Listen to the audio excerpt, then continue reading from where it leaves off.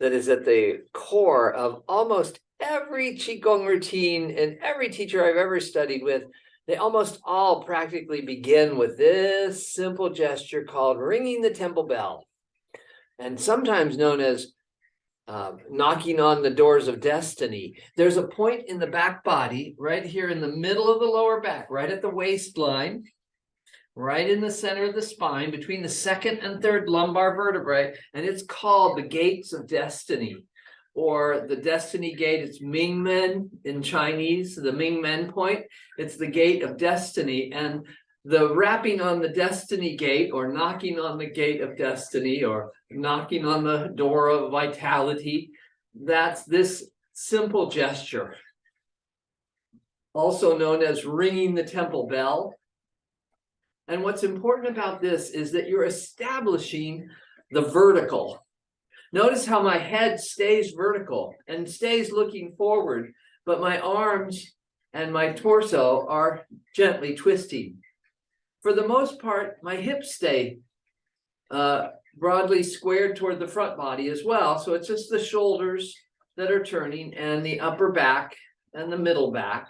And the back of your wrist is gently crossing over the gate of destiny point, and your front wrist is wrapping around the ribs.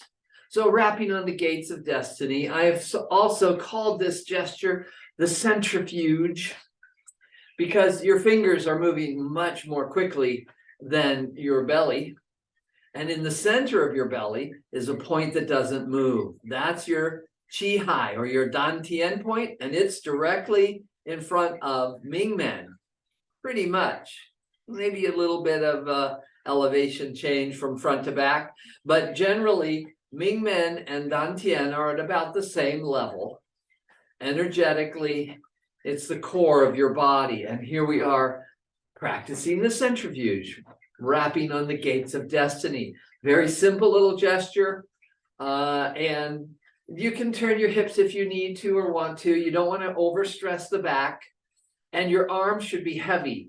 So I'm not motivating this movement from my hands. I'm not doing this.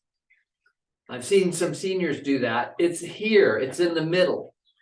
And even, yeah, that's actually, I kind of like that. You can bend the knees a little bit and straighten the knees a little bit, if you like. That's another variation. So ringing the temple bell, very simple. Let the elbow bend, and you can gently wrap open the central treasury. It's the first point on the lung meridian.